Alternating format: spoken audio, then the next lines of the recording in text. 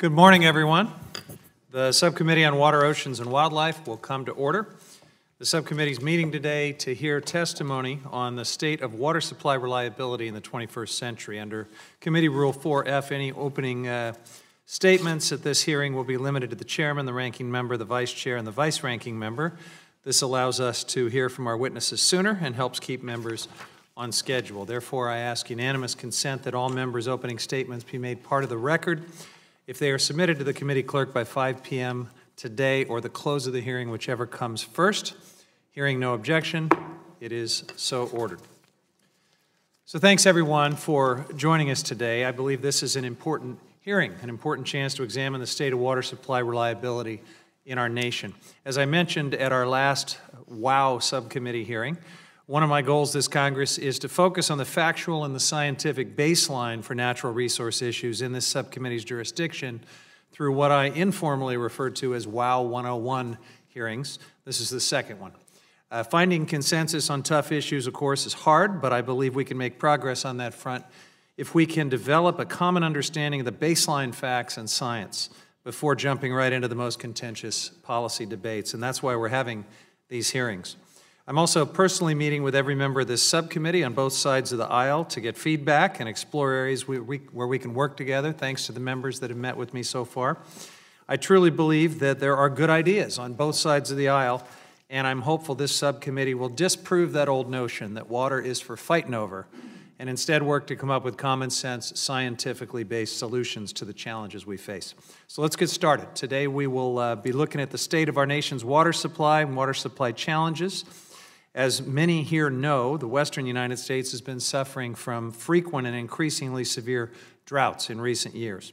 For example, in my home state of California, we recently emerged from the state's worst drought in 1,200 years, according to some credible scientific reports. In the northern Great Plains, we recently experienced an extreme drought that NOAA categorized as a billion-dollar disaster.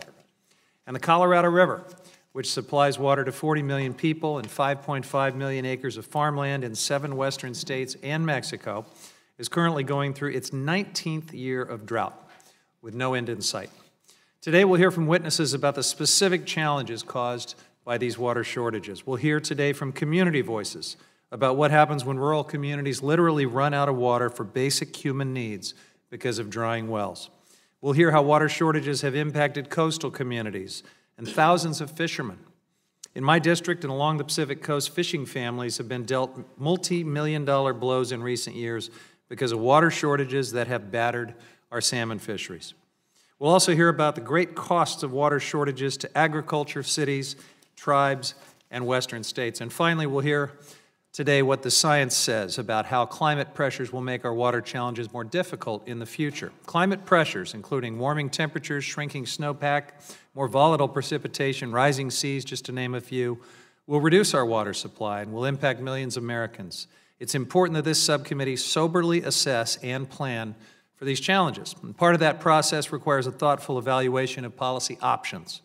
I look forward to a thorough examination of the policy options that this subcommittee can pursue to promote water supply reliability and resilience now and in the years to come.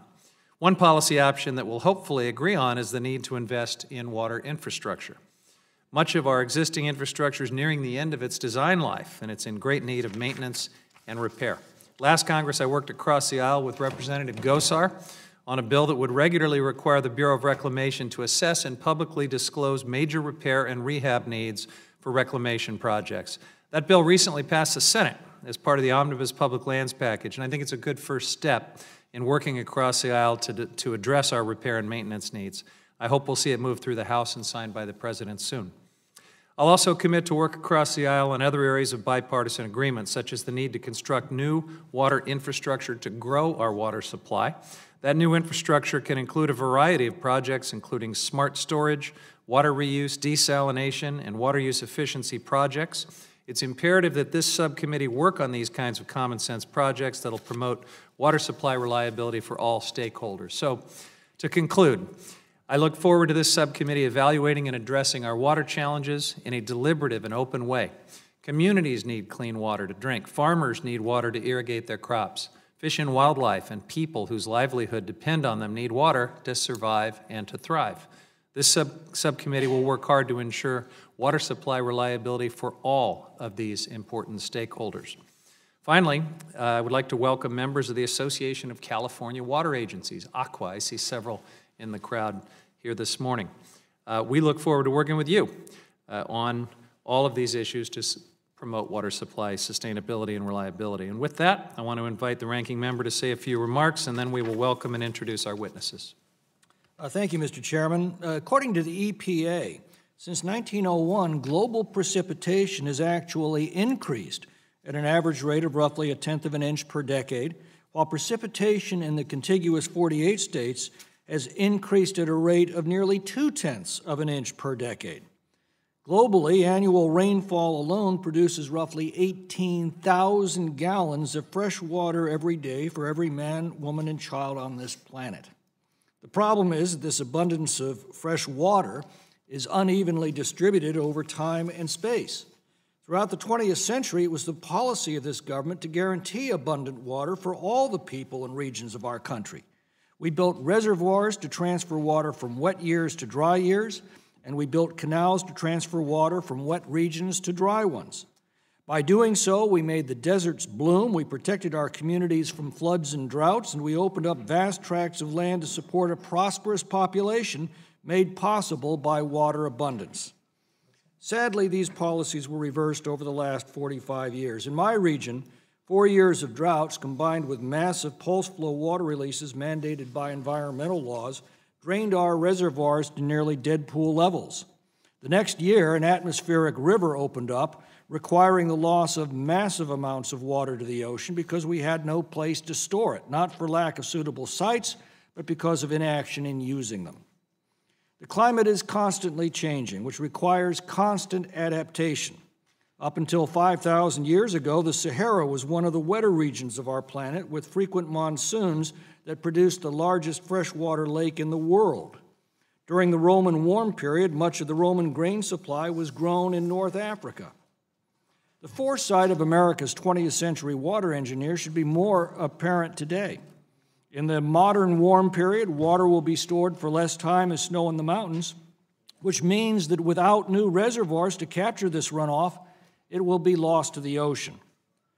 During the last several Congresses, the House sent major legislation to the Senate to expedite and reform the permitting process that has made the construction of new reservoirs endlessly time-consuming and ultimately cost-prohibitive.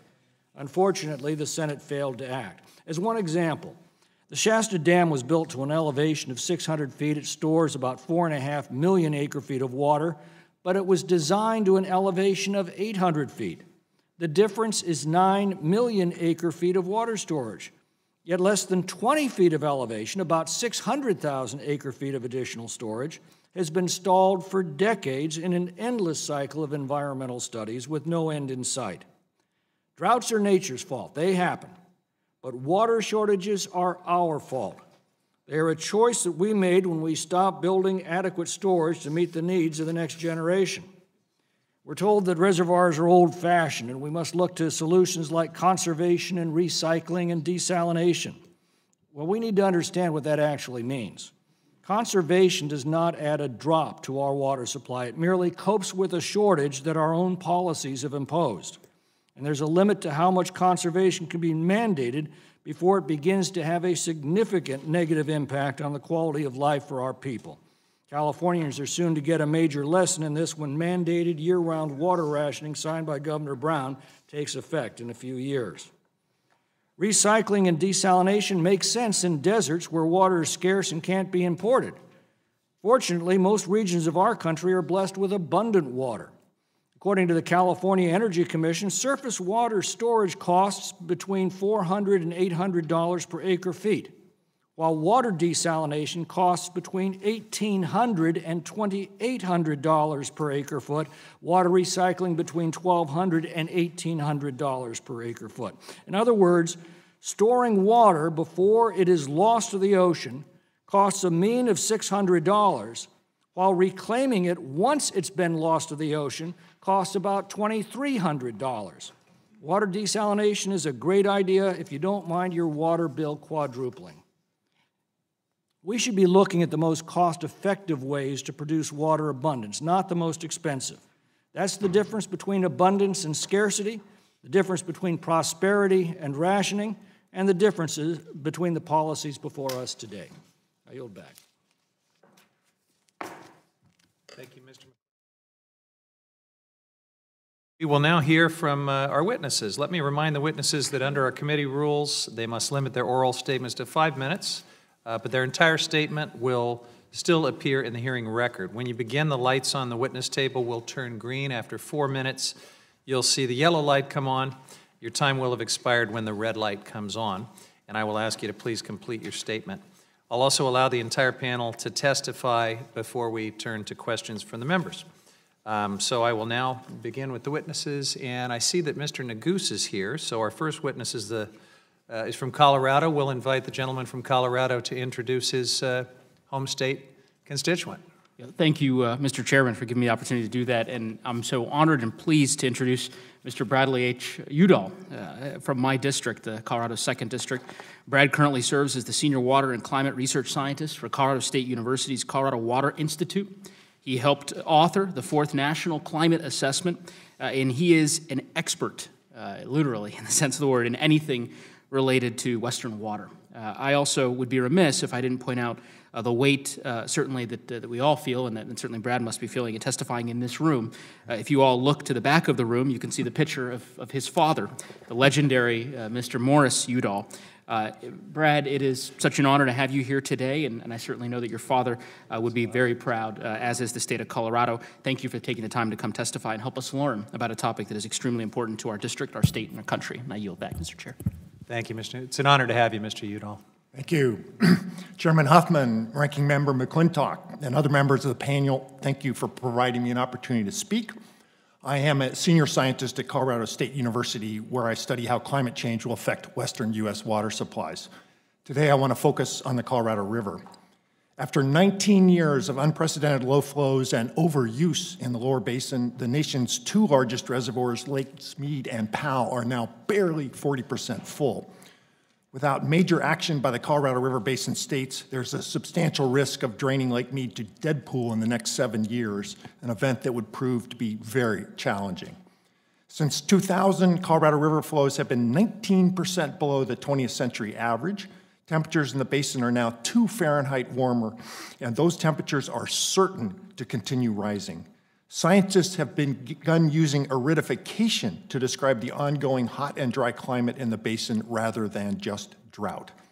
In 2017, Jonathan Overpeck and I found that higher temperatures due to climate change had reduced the flow of the Colorado River by approximately 6%, and that additional warming could reduce flows by approximately 20% by 2050 and up to 35% by 2100 should precipitation remain the same.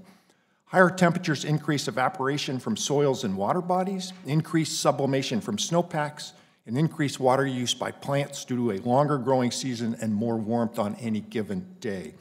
Other studies have come to similar conclusions. The 2018 National Climate Assessment found that snowpacks are being reduced, snowmelt runoff is occurring earlier in the year, and flows in the fall are lower. More of our precipitation is occurring as rain rather than snow. The not yet approved drought contingency plan is an important first step to solving the basin's problems. It significantly reduces the chance of emptying Lake Mead.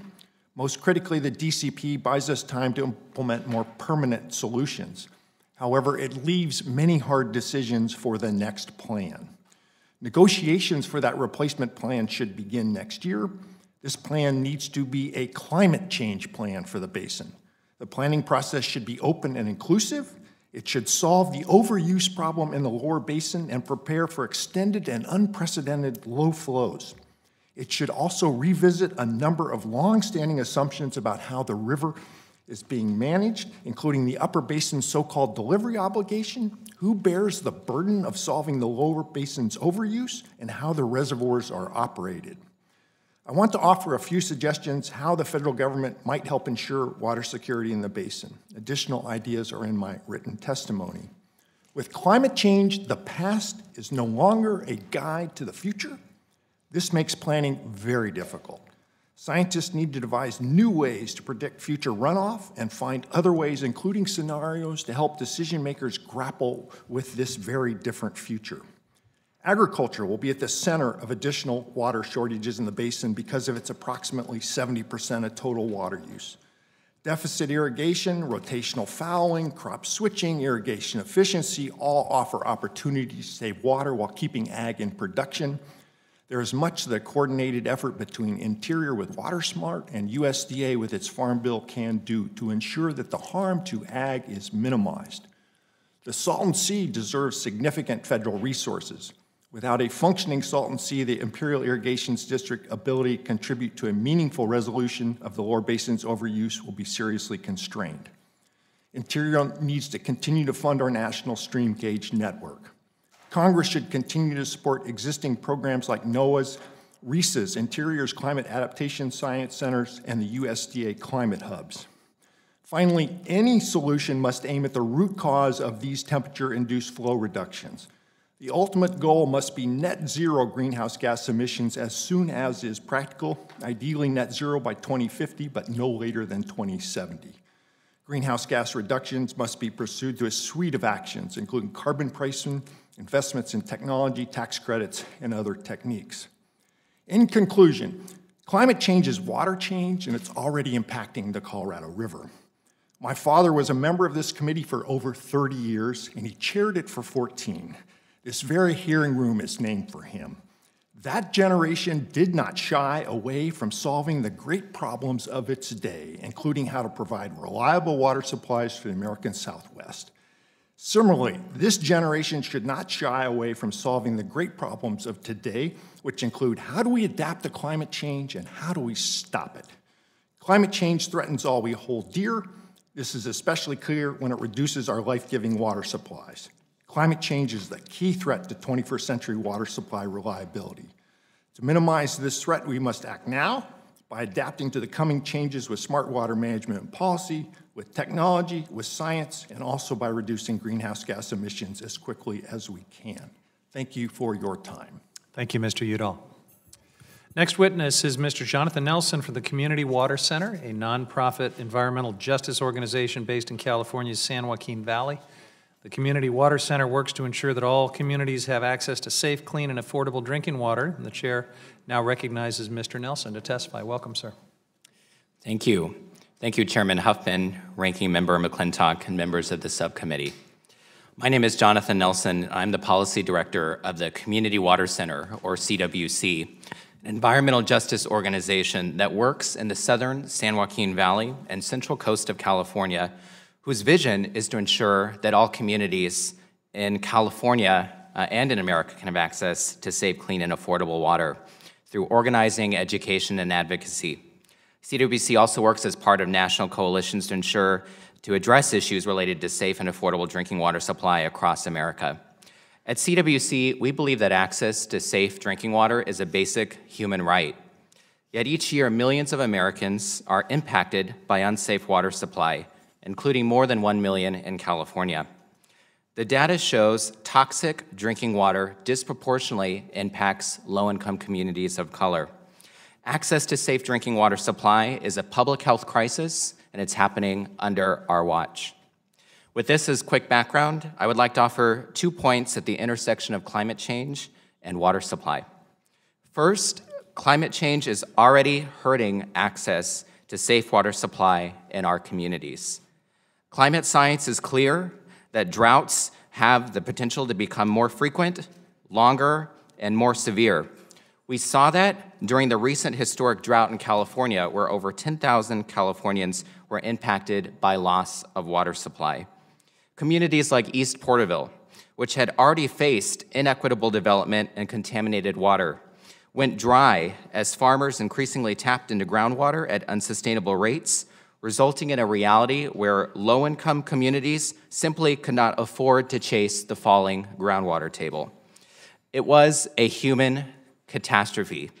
Just imagine going home at the end of today and not having water in your house and having to have your family rely on portable community showers and tanked water.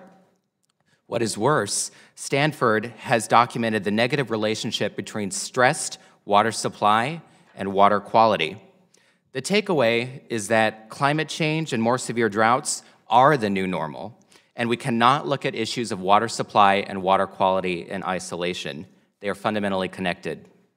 The second point I'd like to offer is to take proactive action now to protect water supply for our most vulnerable communities before the next water shortage crisis hits.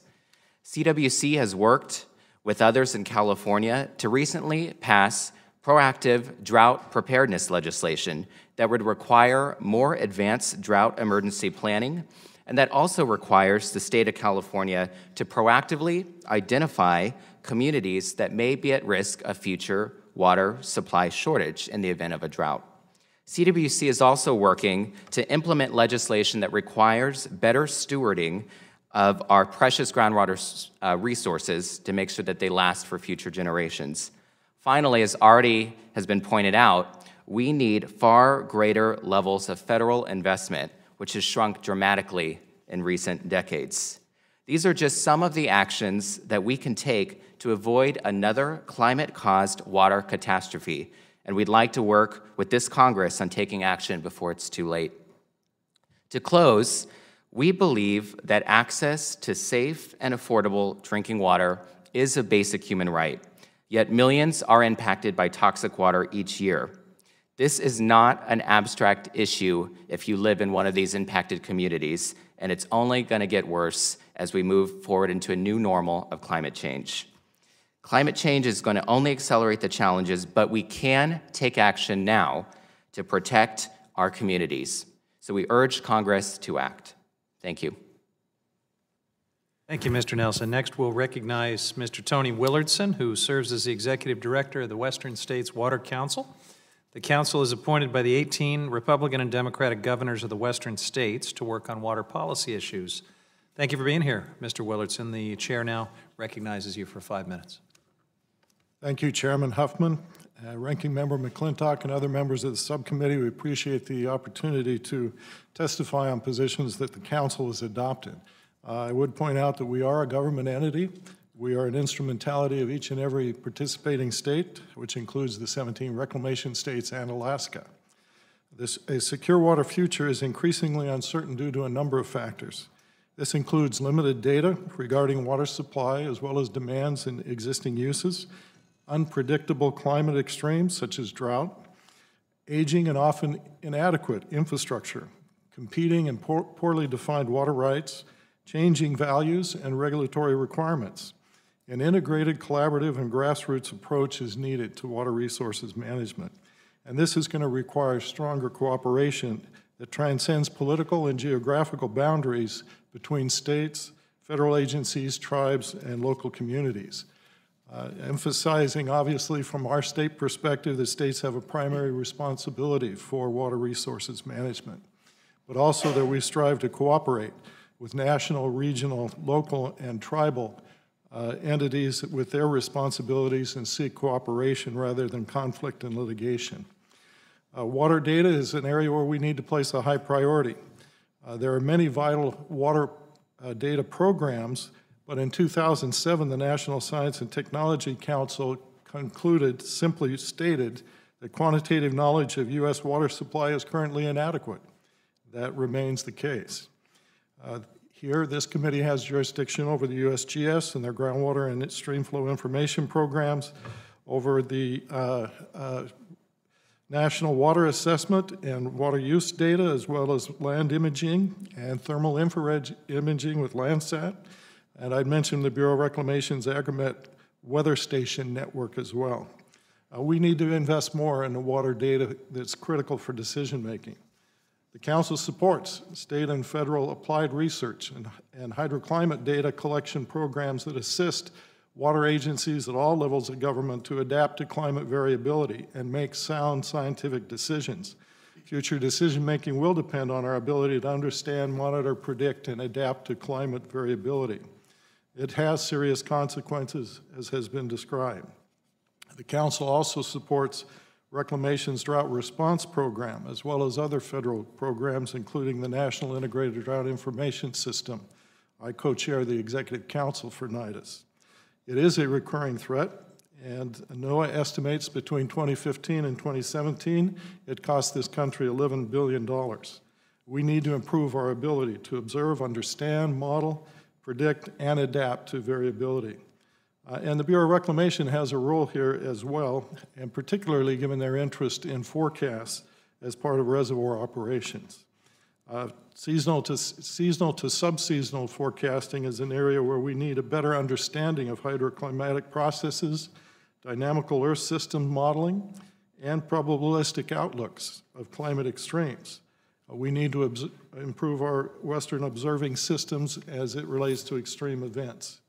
The Council also supports integrated energy and water program and project planning. We enjoy a diverse and abundant energy resources in the West that include renewable and non-renewable. We need to maintain adequate and sustainable supplies of clean water and energy, which are interrelated challenges. And I'd also mention that the Council supports hydropower development, a reasonable development that is also includes protecting our environmental resources consistent with the state's authority under the Clean Water Act, Section 401. Hydropower is a vital part of our energy portfolio. I'd mention briefly infrastructure and the challenges that we face there with aging infrastructure. Many have exceeded their design life. Inadequate and untimely funding is increasing those costs. The Council is particularly supports funding for rural water projects, many of which have been unfunded, as well as for tribal water projects. And I would conclude by mentioning the importance to us of using the Reclamation Fund, which was created by Congress in 1902, with revenues and receipts from water and power sales, from federal land sales, from mineral leasing and oil and gas revenues to fund these kinds of projects. Currently, the unobligated balance is nearly $16 billion, and that money has been spent for other federal purposes, contrary to the original intent of Congress. Thank you for the opportunity to testify.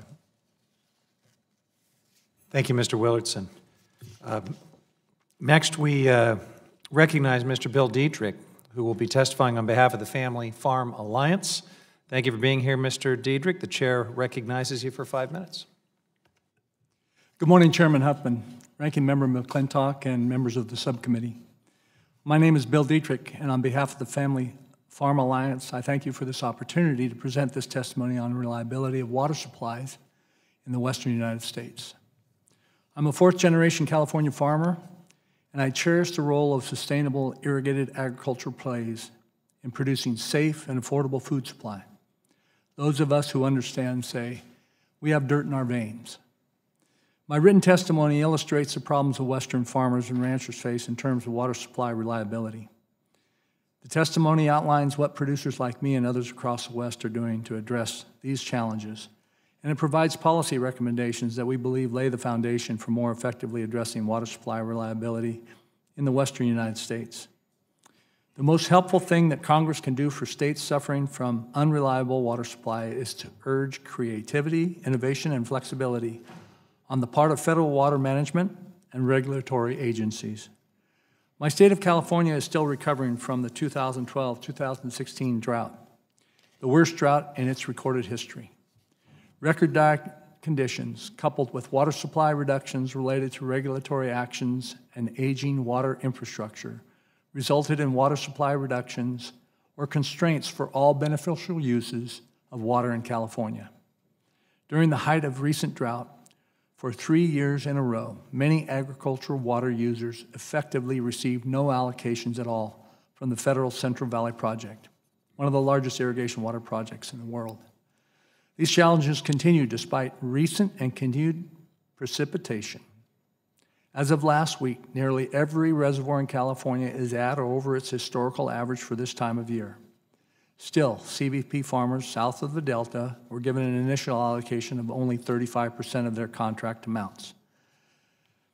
What this means is that California has plentiful snow, plentiful rain, and nearly adequate reservoir levels, yet at this time, the San Joaquin Valley CVP Ag Water Service contractor irrigators are likely to receive less than half of their contracted water supplies when the final allocations are made.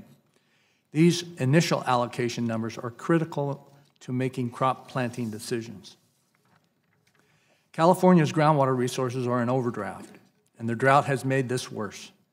The Sustainable Groundwater Management Act, passed by the state of California in 2014, will become fully implemented and begin the process of eliminating this overdraft by in 2020 and eliminate the overdraft by 2040. There are only two ways to achieve this: increase supply or reduce demand. This will magnify the surface water shortfall and jeopardize the safe and affordable food supply produced in the Central Valley of California. This groundwater depletion has occurred in the San Joaquin Valley, predominantly as a result of reduction in reliability of surface water supplies. The recent and current water crisis in California provides a real-world sense of the types of challenges Western irrigators face in times of reduced water supply reliability. These include competition for scarce water supplies, insufficient water infrastructure, growing populations, endangered species, and increased climate variability. Water management in the West is becoming increasingly complex and inflexible. Water managed for environment is not held to an equal standard of accountability as other beneficial uses. The Federal Endangered Species Act needs to be implemented in a multifaceted way across agencies to better benefit species, the environment, and rural communities. Considering increased climate variability and competing needs, it's obvious the Western water storage capacity is insufficient. Given these challenges, in order to secure future water supply reliability, we must depend on collaborative, science-based water management decisions, increase our investments in water infrastructure, and diversify our water portfolio, including water recycling, conservation, reservoir optimization, and weather forecasting technologies. What works for one region doesn't work for all. Thank you, and I would stand for any questions members of the subcommittee have. Thank you. Thank you, Mr. Dietrich. The chair now will recognize Mr. Harrison Eibach. Mr. Eibach's president of the Humboldt Fishermen's Marketing Association and is a commercial fisherman in my district. Welcome, Mr. Eibach. In my district and across the Pacific Coast, native fisheries provide a livelihood for fishermen and their families and are a key element of our local economy and culture. So I want to personally thank you, Mr. Eibach. Appreciate you being here to tell this subcommittee how drought and water supply shortages have affected fishing communities all along the Pacific Coast. Welcome, you're recognized for 5 minutes. Good morning, Chairman Huffman, members of the committee. It's good to be with you today. My name is Harrison Eibach. I'm the president of the Humboldt Fishermen's Marketing Association, and I'm the owner and captain of the fishing vessel Oceana, from which 100% of my income is generated. I fish for salmon, Dungeness crab, and groundfish out of Eureka in Northern California. I've come here today so you can hear directly from the North Coast about the devastation that water mismanagement has caused to my family, my community.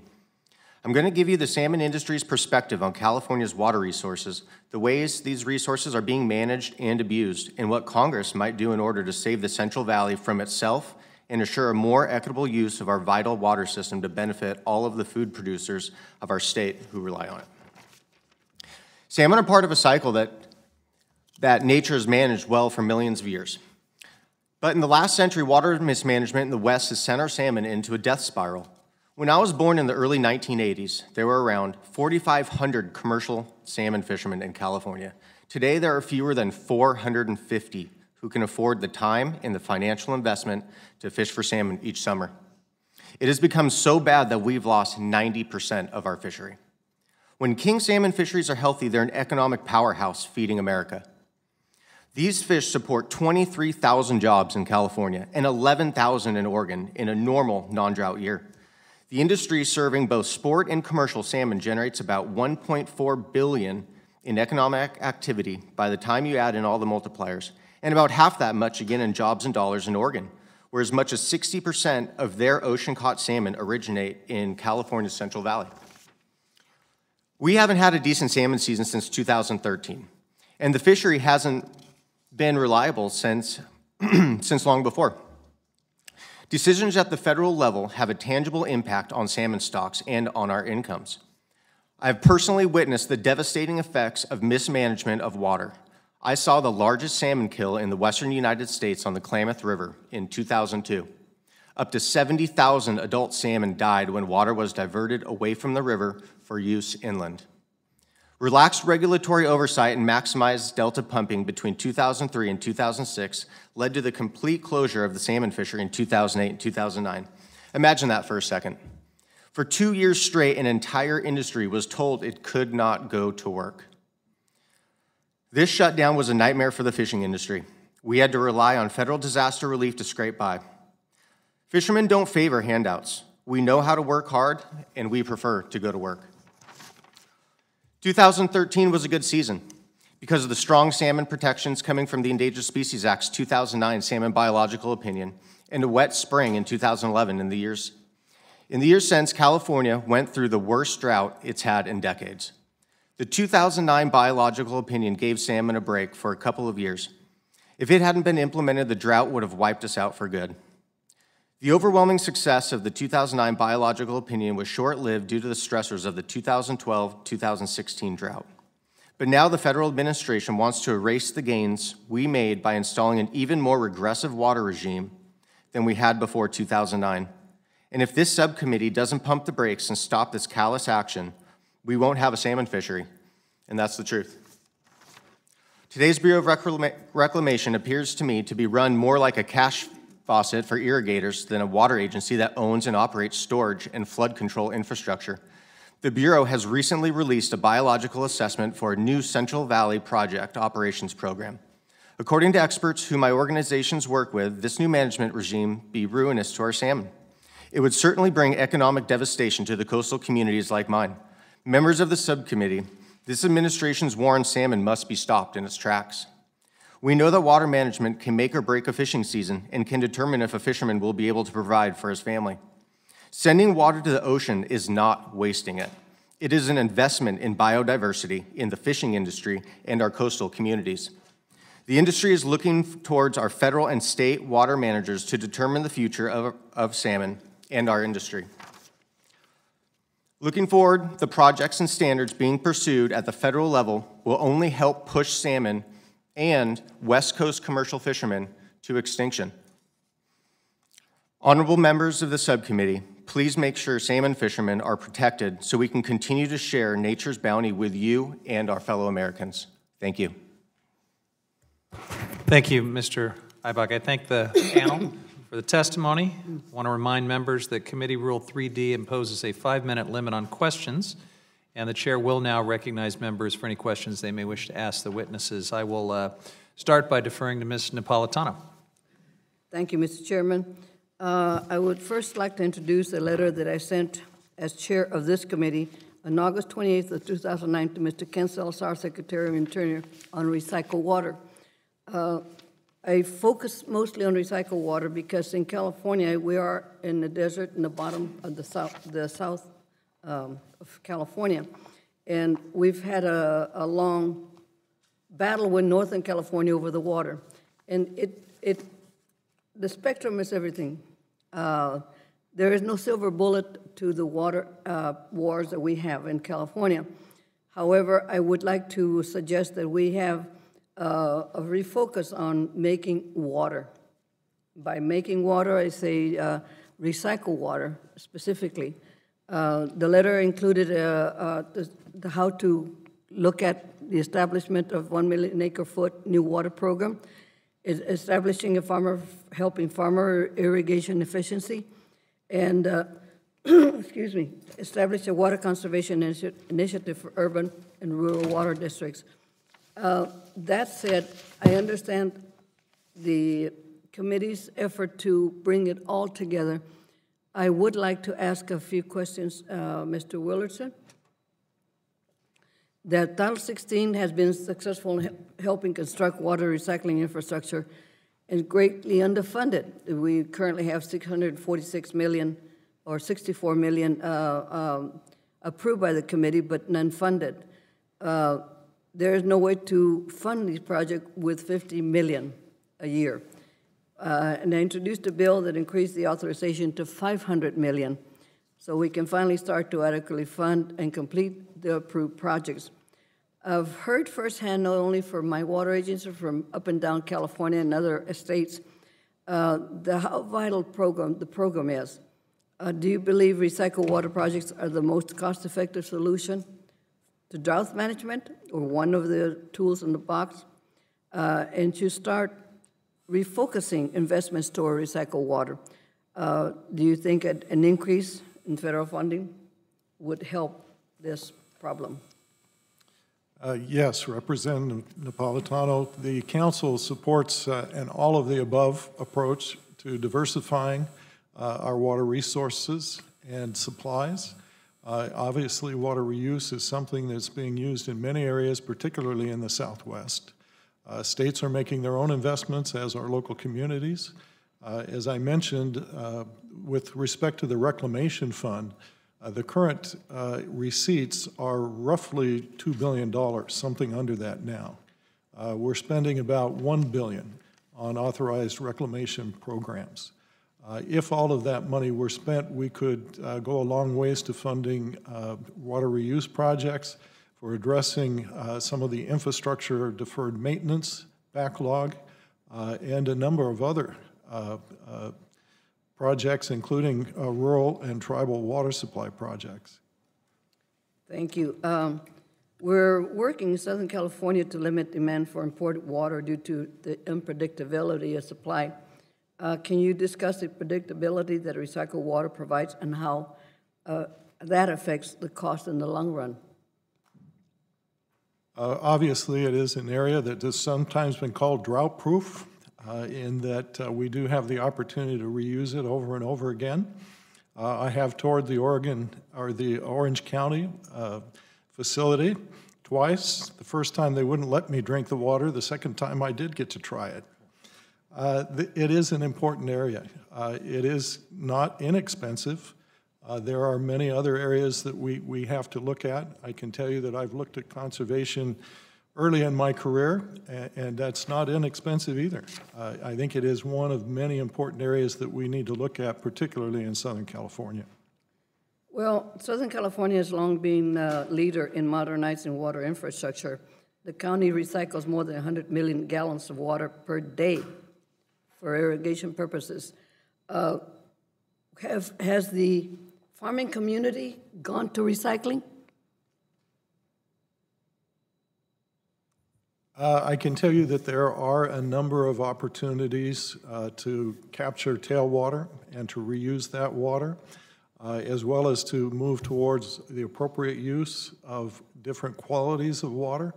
Northern Water, I think in Colorado, they are looking to use wastewater that's been treated after it's been used for municipal purposes.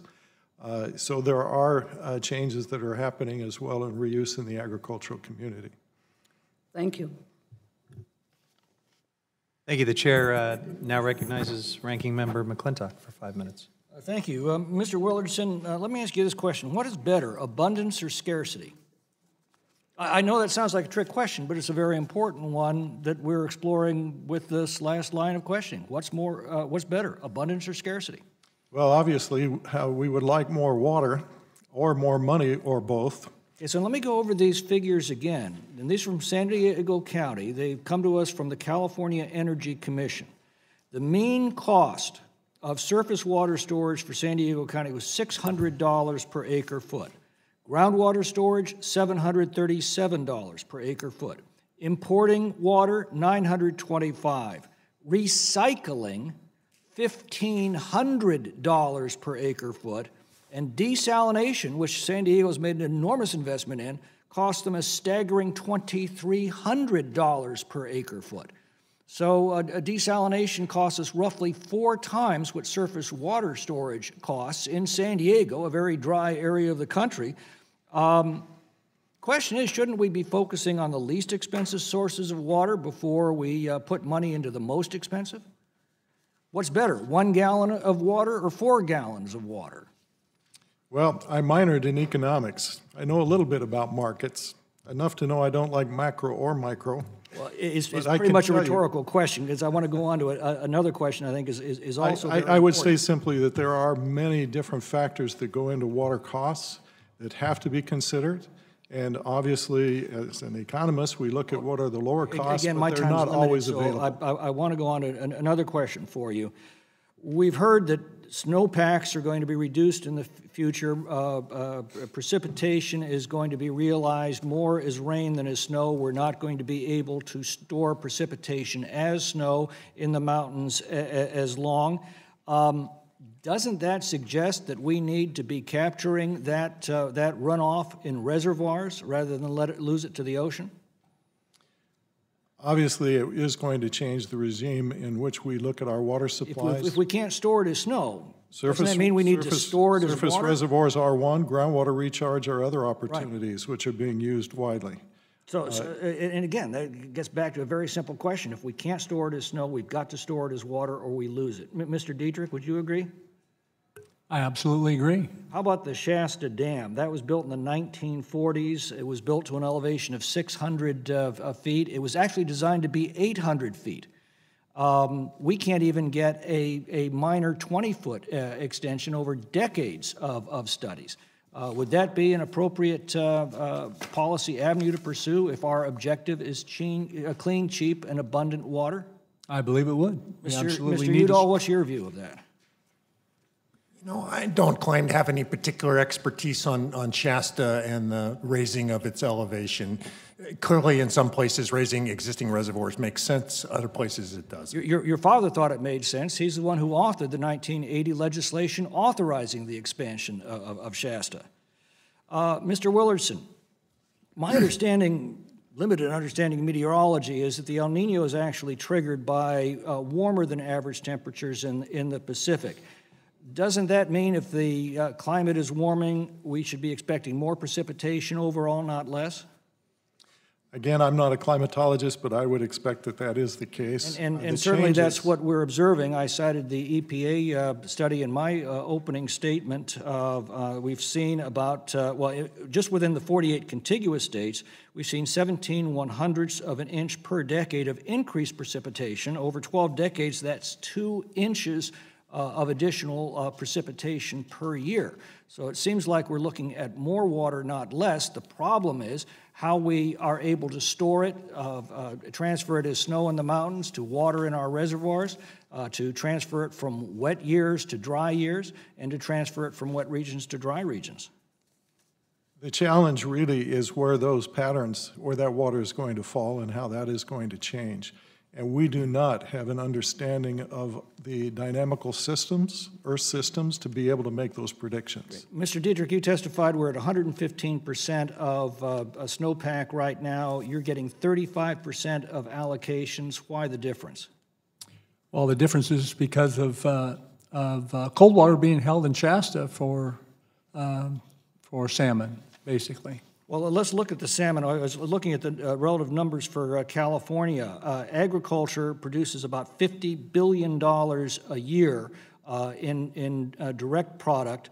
The salmon industry, $88 million. So for every dollar that the salmon industry produces, agriculture generates $568. Am I in the ballpark there? I believe you are. All right, thank you. Chair now recognizes himself for 5 minutes. Mr. Willardson, since you were asked to respond to some hypotheticals, let me ask you one.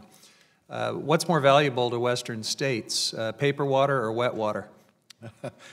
Wet water. And does building new dams make it rain or snow anymore? It does not. It does provide the opportunity to store what we do get. Is it fair to say that over the last century, California and other Western states have identified the most productive sites for dams for the most part and built them? We obviously depend now on the investments that have been made in the past and will continue to do so, and has provided a lot of flexibility. And with respect to new surface water storage projects, the cost estimates that you just heard for dams that were built in the previous century at the most productive sites that were identified and constructed, these new projects now that are being proposed are much higher cost, are they not?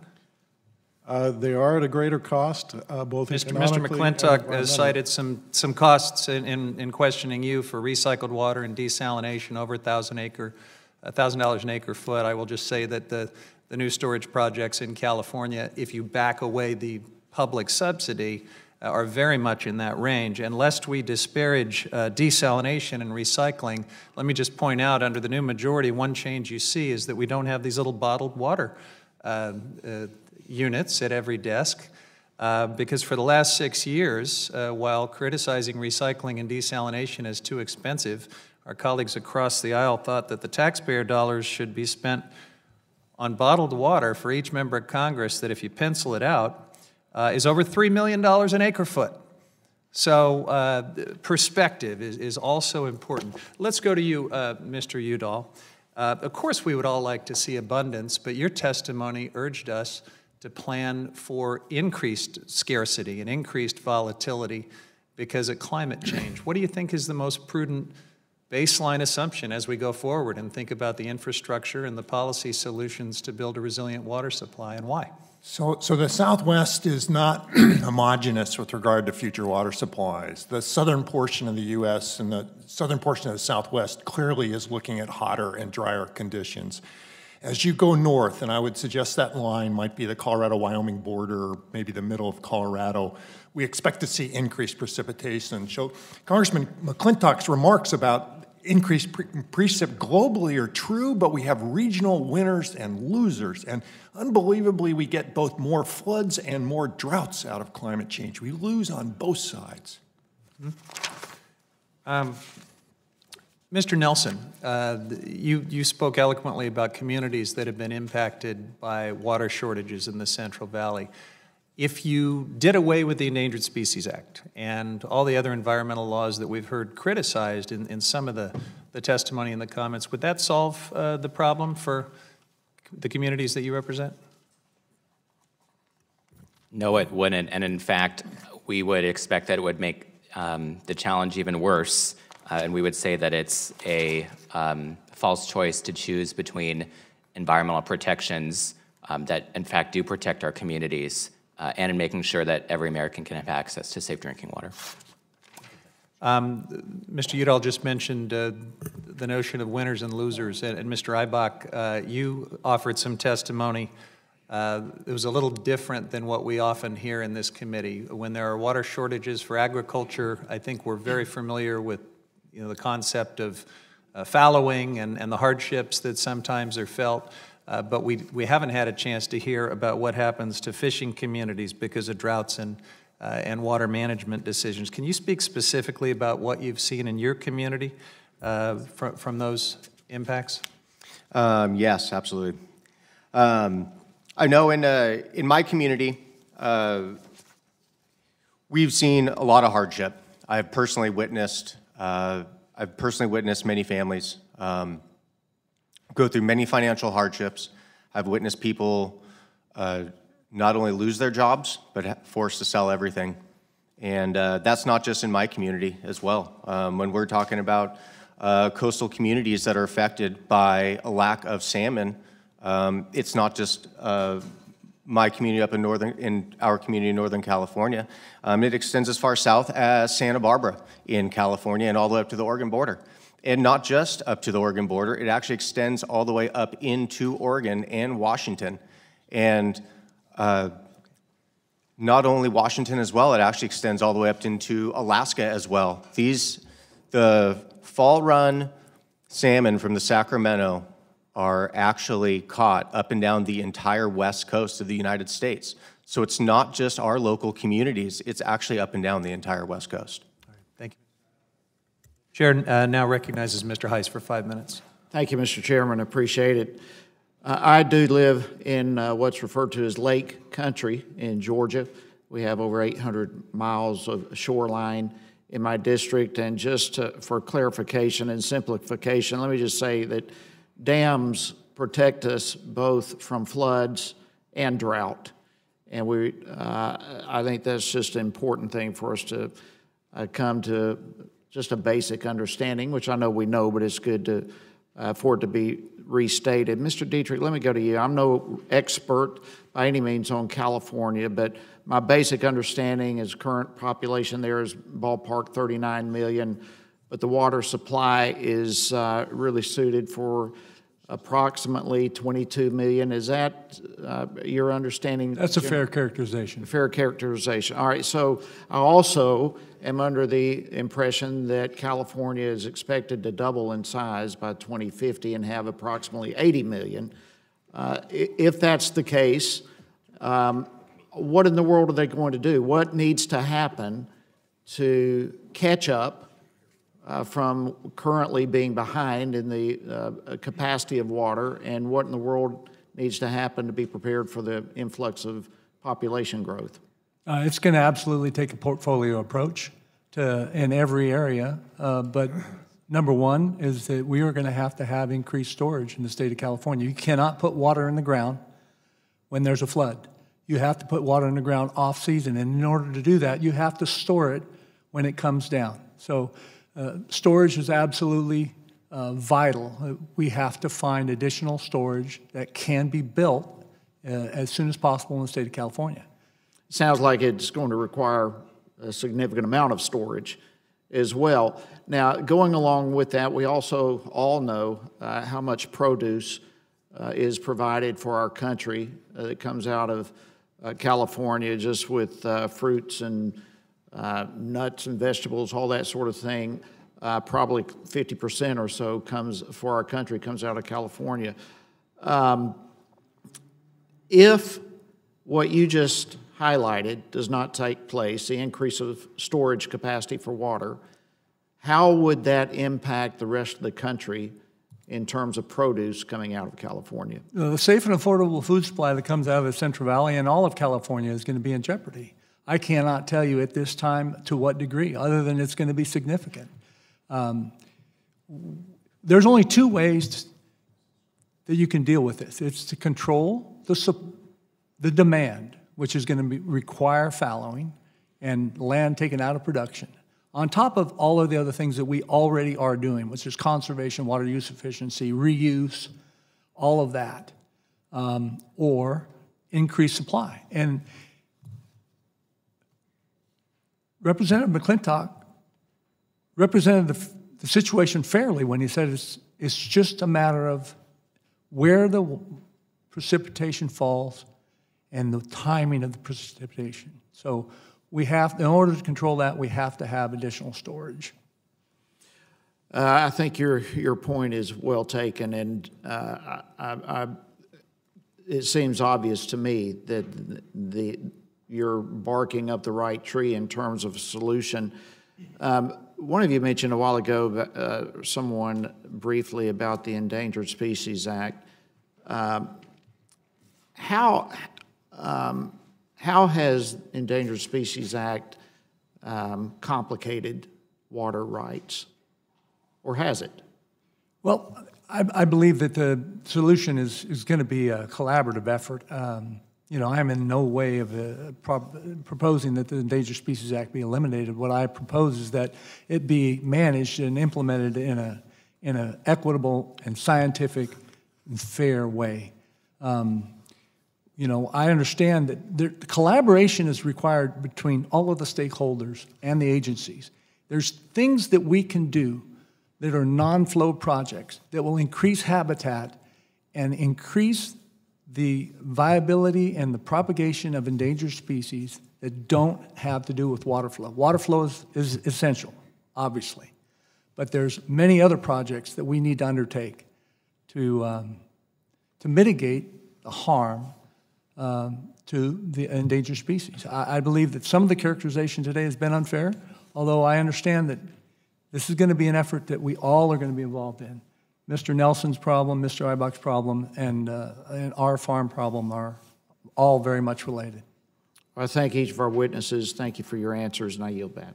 Thank you, Mr. Heiss. The chair now recognizes Mr. Costa for 5 minutes. Thank the chairman and the ranking member. I think this topic is an important part of this subcommittee's jurisdiction and one that we will continue to work on. for this Congress. Clearly, the sustainability of our water resources, not only for California, but for the West and for our nation, are really, I think, a determiner as to whether or not the world can deal with the challenges of climate change and the impacts on water availability for the sustainability of not only our nation, but the world. That's really what's at risk here. And many of you who I've worked with over the years know that I like to make a reference to using all the water tools in our toolbox, because there's not, I don't think, one single solution, but it's a combination of strategies and collaborations, Mr. Dietrich, as you were suggesting, I think.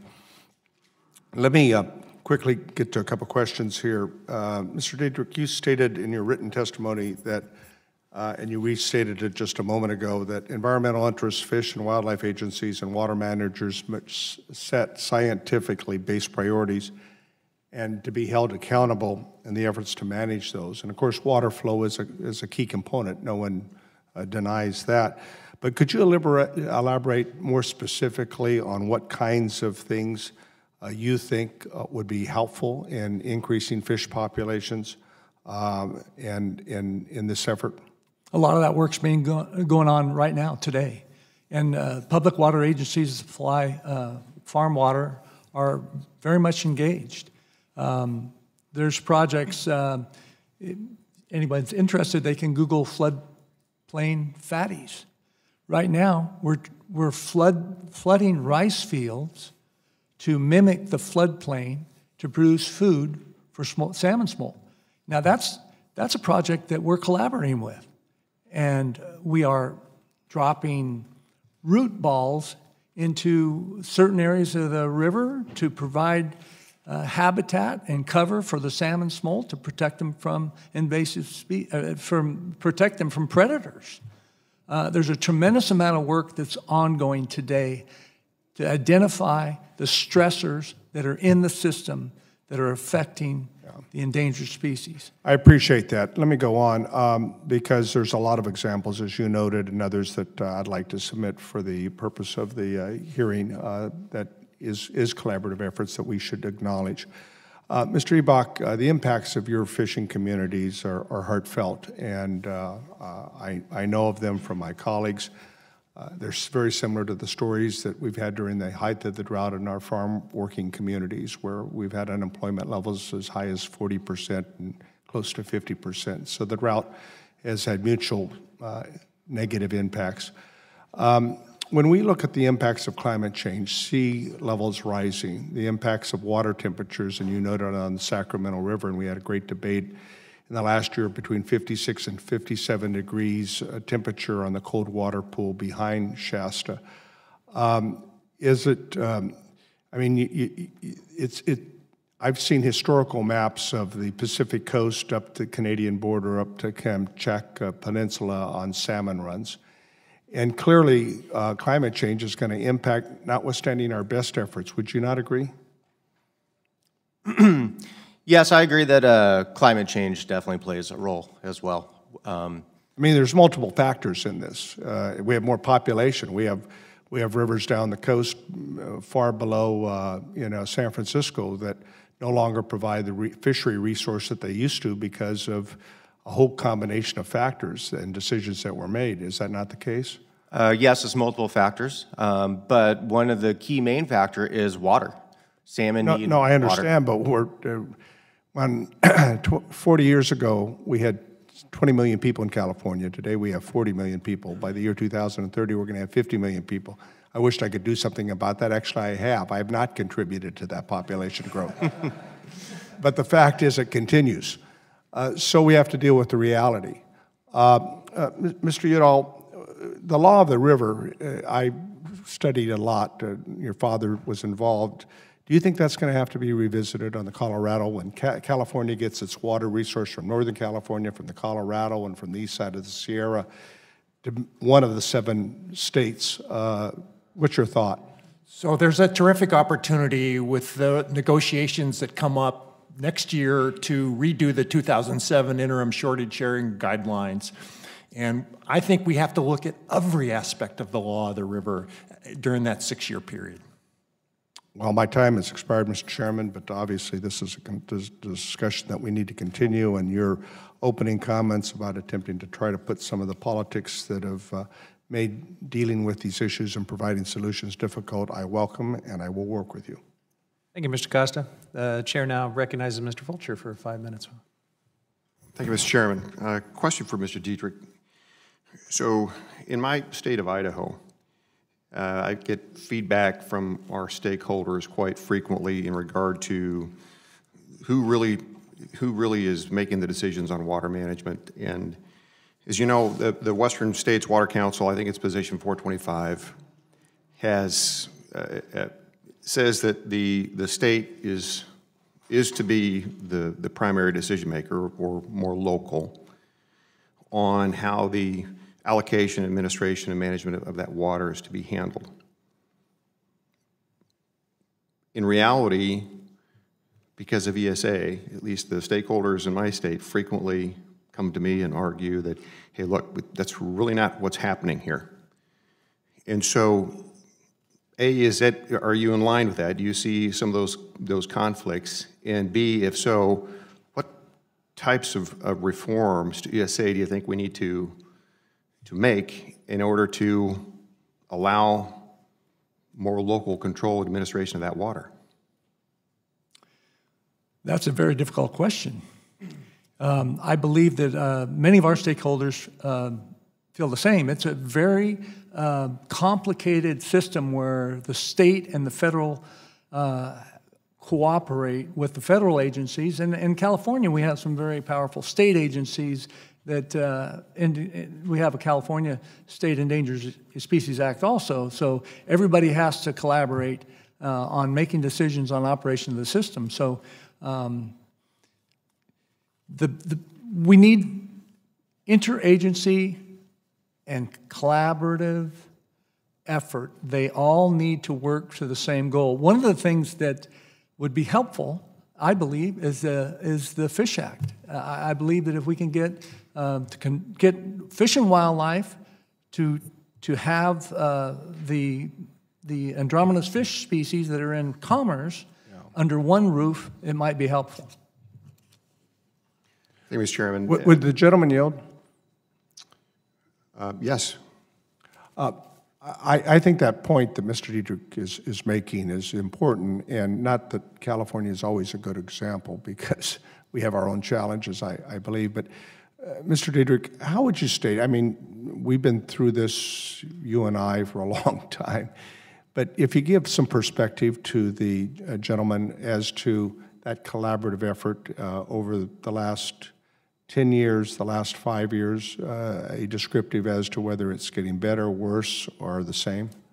Well, I think certainly 5 years ago we had issues with, we have Section 7 of the Endangered Species Act, for example, where we're managing each species individually. And a lot of times what's good for one is not good for another. And if they're at the same time, they're conflict, it's a problem. We have that problem with smelt and with salmon.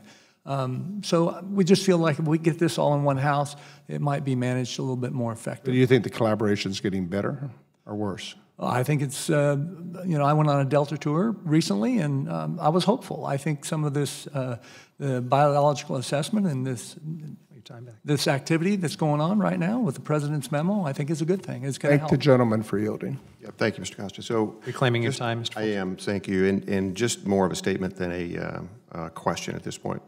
Mr. McClintock made a statement about the economic impact of the ag community and versus the fish and that component economically. I just, as I close up my amount of time, I need to echo that sentiment from my home state.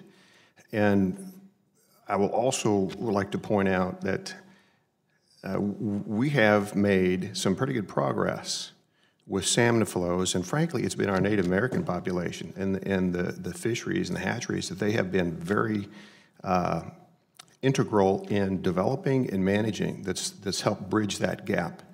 But to think for a moment that we can sidestep the economic engine of our entire state by breaching and those types of things. We just simply have to find a smarter way. So, Mr. Chairman, thank you, and Mr. Costa and Mr. McClintock, panel.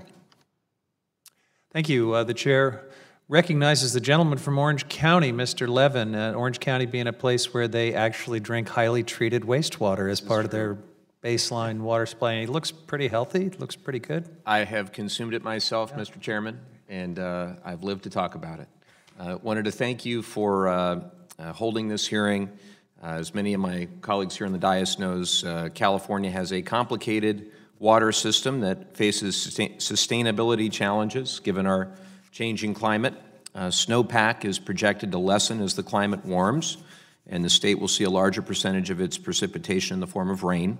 With these changes in our continually growing population in mind, we must consider how to make our water resources more sustainable and reliable for our population centers. In my district, in North San Diego County and South Orange County, we have a number of projects that are moving our communities toward a sustainable future.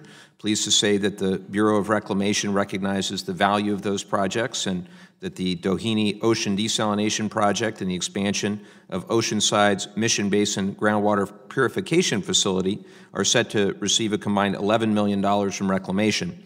Together, these projects will increase access to locally sourced, great, clean drinking water. I'm proud that the water agencies in my district are building towards the future in a way that will allow them to more sustainably manage their water supply. I'm also encouraged that we're finally having a long overdue discussion on climate change, and it relates to water supplies. To Mr. Udall, as a scientist who studies the impact of climate change on water supplies, you may have seen reports that President Trump plans to establish a group at the White House to review climate science. The group would be led by William Happer, a physics professor who has no formal training as a climate scientist. In November 2017, Mr. Happer said, and I quote, "It's not as though if you double CO2, you make a big difference. You make a barely detectable difference," end quote. Mr. Udall, do you think Mr. Happer's statement is scientifically accurate, and how would you respond to his assertion? The statement is not scientifically accurate. When Chevron tells us that the Intergovernmental Panel on Climate Change is right, as it recently did, and when Exxon decides we need a carbon fee, I think the debate's over on whether or not this issue is a real issue and we need to do something about it. Another quote from Mr. Happer in March 2016, he said, and I quote, "I am trying to explain to my fellow Americans the serious damage that will be done to us, and indeed to the whole world, by cockamamie policies to save the planet from CO2, end quote. As a trained climate scientist, sir, how would you respond to that? That's not correct. Finally, in November 2015, Mr. Happer said, and I quote, "If plants could vote, they would vote for coal," end quote. As a trained climate scientist, how would you react to that? CO2 does in fact fertilize plants, but it causes a whole series of other problems which we are now experiencing, including 50+ inches in Hurricane Harvey, of which 40% was due to climate change. I appreciate your good work on behalf of evidence and climate science, and I would hope that others would acknowledge the overwhelming scientific consensus, and hopefully that will happen eventually in the White House as well. And with that, Mr. Chairman, I yield back my time. Thank you. The chair now recognizes the other gentleman from the Central Valley, Mr. Cox, for 5 minutes. Thank you so much, Mr. Chairman, and thank you everyone for being here today. There's probably no place, that feels the effects of climate change greater than the Central Valley of California. We've seen it in our shorter winters, our harder summers, reduced precipitation, certainly the unreliability of our water supply. And as our nation's water supply has been clearly impacted by climate change in my district in California's Central Valley, as Mr. Nelson well knows and previously testified, everyone from our farmers, our ranchers, and most importantly, our rural communities have been severely impacted by California's last drought and the ongoing lack of water supply and access. And water supply reliability is an issue that affects every other issue. You can't talk about health care without talking about lack of access to clean drinking water. You can't talk about job security. You can't talk about economic growth or the stability of our communities without talking about our reliable water supply and long-term water storage. And the reality of it is that our way of life is completely determined by our access to reliable and clean drinking water. And this isn't a partisan issue at all. We must find compromise and smart solutions to address our water supply reliability. It's why we're elected to Congress, it's why we sit on this committee today, and it's why we're here today. And so with that, we've got a few questions. Mr. Nelson, rural communities, as you pointed out, are especially vulnerable to running out of water during times of drought. They often rely on groundwater wells that tend to be relatively shallow. And in recent years, many communities in my district have literally run out of drinking water and have had to rely on emergency bottled water deliveries. And so what specific impacts have you seen in the communities you serve in California from the drought? Thank you for that question. It manifests as a human catastrophe. I mean, just imagine going home and having to take your children to a community portable shower and a trailer. That is the reality. There's also, as already has been pointed out, economic impacts. How can we expect our communities to thrive when we can't provide something as basic and fundamental as safe drinking water? And so that is a public health crisis of our time, and it needs to be addressed. Thank you so much. Mr. Eibach, you said something that kind of piqued my interest in if you could provide a little bit more color. But when he said what Congress must do in order to save the Central Valley from itself, I guess, could you give me a little more explanation on that statement? I think that goes right along with the other communities. Another community that we failed to mention was that the inland community also relies on, especially inland community around Sacramento River, also relies on salmon as well. There's a large portion of people, small communities up and down the entire river system that benefit with more salmon in that river. But, and I appreciate that, but how does that go back to the Central Valley saving itself from itself?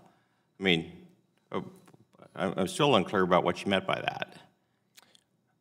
I'm not trying to put you on the spot or anything like that, but it's... I think that was the point of what I was trying to make there, is that we need to further have better water management altogether.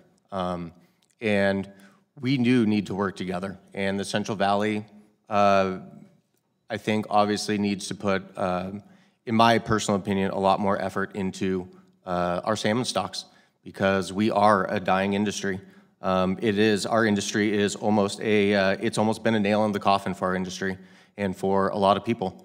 So I just can't emphasize enough how bad we need water to really help salmon for all communities. Well, fair enough. And I can tell you is that the people I represent, the ag community, the rural communities, we're all looking for a collaborative approach, so it's not fish versus farms. And I think Mr. Dietrich could probably speak to a little bit about that with some of the conservation efforts that you're taking. And if you would mind providing a little bit more color on some of the things that you do. Absolutely. One of the things Representative Napolitano had asked earlier about whether or not we're engaged in reuse. And I would like to address that because we are. There's some very large water supply projects where we're taking the same water that Orange County is drinking and putting it back in the Delta Mendota Canal, and we're using it for irrigation water. So we're using every available tool in the toolbox, as Representative Costa mentioned earlier, to try and produce a reliable water supply so we can continue to produce a safe and affordable food supply. So absolutely. Well, thank you so much. Chairman? Thank you. And Mr. Cox, just for what it's worth, I took that statement about saving the Central Valley from itself to mean that in the absence of better water management, we'll continue to see chronic groundwater overdraft and the need for infrastructure repairs and other things. But maybe at some point we can go into more depth into that. I think that there's a broader explanation of what that might mean. Yeah, frankly, it wasn't loaded, or I wasn't trying to make a point. I was just really trying to understand the context of the statement. Absolutely. Well, let's. Thank you so much. Let's do this. We're going to close now, and I thank the witnesses and the members for their engagement. But one of the things I would like to do before we do that, Mr. Gosar, who I believe is on this. No, he's not on the subcommittee, but he has been in the past. He has this little thing when he chaired the subcommittee where he would close by asking each witness in 1 minute or less to say, what's the question that you were not asked that you wish you had been asked, and see if they can just close out with that 1 minute or less. Let's do that, starting with Mr. Eibach here on the end, and we'll give Mr. Udall the final word. 1 minute or less, what do you wish you'd been asked, and what would you have said? I really wish I would have been asked more about the impacts on our fishery, honestly, and the people that that I represent. The fishing community has been in peril. We heavily rely on salmon in a big way, and I wish I could just have more time to elaborate on how bad our situation is in the fishing industry, and. When it comes, a lot of salmon rivers, 80% of the water is taken away from salmon rivers, rivers that have salmon in them. That leaves a remaining 20%. I just can't emphasize enough how bad we've been struggling and how bad we need this water. Water going to the ocean is not being wasted. That water going to the ocean is a crucial key factor for the survival and the longevity of keeping salmon around, which we need. Mr. Dietrich, what do you wish you'd been asked, and what would you have said in 1 minute or less? Well, I don't know if it hadn't been asked, but I've got three other things I can say. And the issue for California agriculture is obviously that the Central Valley, California overall produces a safe and reliable food supply. And we believe that it's a national security issue, not only in the economic dollars involved with our production, but it's the having a control of our own food supply and having it be safe and having it being produced under a highly regulated, sustainable system. There's no doubt that our water supply reliability is a prime factor in our ability to do that. And in order to produce a reliable water supply, we're going to have to deal with many, many other issues. Ag has done its part in water conservation, water use efficiency. Today we produce more food per drop of water than we ever have. We've increased our production incredibly. We take advantage of every door that we see open, every tool available we take advantage of. So I just asked that this committee do their work, do their job, and encourage federal agencies and federal water management to cooperate with the state and all the regulatory agencies. Thank you, sir. Mr. Willardson. I think I'd emphasize the collaborative nature and the difficult choices that we're going to have to make moving forward. I would mention on the endangered species area and changes, Governor Kemp Thorne of Idaho, then Senator, and now the Western governors have a long list of recommendations for addressing endangered species. Also point out that farmers are fishermen. Being in Utah, we don't have we do have some kokanee, but I don't fish much for salmon, but I used to fish for trout. I think finding these economic and environmental balances are important. And the economics, Representative McClintock, one of my first papers 40 years ago when I went to work for the council was on conservation. It does not create new water, but it is something that we have to look at, and it can be expensive. These are very site-specific issues. I live in the Salt Lake Valley. Utah is the second highest per capita water user, next to Nevada in the West. And in Salt Lake City, I live next to the mountains where we get our snowpack. Our supply is the snowpack. We don't have to move it through large canals as they do in California. We don't have to treat it much. We live on large lots, and we all have large families, which contributes to that. They're in the process of beginning to discuss metering my secondary water system, which I now have. and I pay a lot less than when I was using municipal water to irrigate my property. But it is really site-specific when you look at conservation, when you look at water supply, and you look at the costs and benefits. And we have to do that in a collaborative manner, recognizing everyone's needs. Thank you, Mr. Williams. Mr. Nelson. Thank you, Chairman. One question that comes to mind is, how do we secure every American's basic human right to water? As I've already shared, this is a public health crisis. It's happening under our watch. It's an environmental justice crisis, and because of climate change, it's only going to become more of a challenge. So, as already has been mentioned, we do need more funding for water infrastructure. But to go back to this concept of a portfolio approach, we would say that it needs to be a smart, protective, and environmentally just portfolio approach. And we need to act not in the future, not in any other moment. We need to act right now. Thank you. Very good. Mr. Udall, last word. My question is, what's the risk if the Colorado River Drought Contingency Plan is not put into place? And the risk is, if we empty Lake Mead, all bets are off. Water rights are meaningless at that point. We will have no rules for how the system operates, and the federal government will be in charge of allocation decisions, which should scare everyone. And they will be making these decisions without a full understanding of the consequences. The DCP has got to get across the finish line. Very good. Well, thanks again to all of the witnesses. This hearing has helped spotlight some of the challenges we'll have to manage now and in the years to come to secure our nation's water supply. This subcommittee will work hard and thoughtfully to craft policy solutions that promote water supply reliability for all affected stakeholders. And I thank our witnesses for joining us to inform that important work. Members of the committee may have some additional questions for the witnesses, and we'll ask you to respond to these in writing if that is the case. Under Committee Rule 3.0, members of the committee must submit witness questions within 3 business days following the hearing, and the hearing record will be held open for 10 business days for these responses. If there's no further business, without objection, the committee stands adjourned.